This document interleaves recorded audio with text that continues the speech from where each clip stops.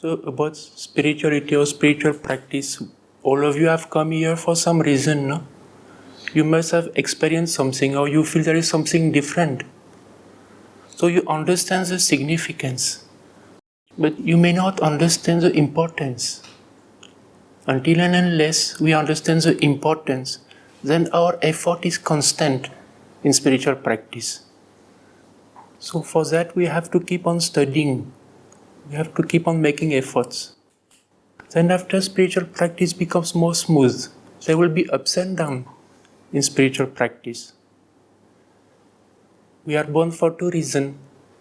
I think all of you know now we are born because of destiny and we experience happiness and unhappiness. But the second is to make spiritual progress. In worldly life we will experience happiness and unhappiness only. But in spiritual life, initially we may not experience bliss. We may experience bliss or spiritual emotion for a fraction of a second. But later on when we make spiritual progress and we grow spiritually, then we experience bliss only.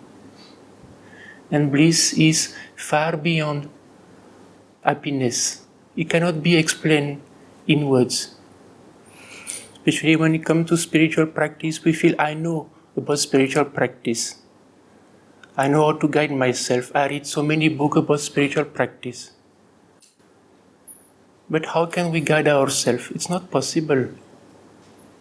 So for that we have to listen to an authority in spiritual practice.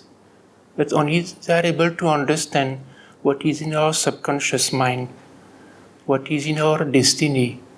Here in the University of Spirituality, in this workshop, it is practical only. So that's why you will have session more on practical level. So keep on asking questions.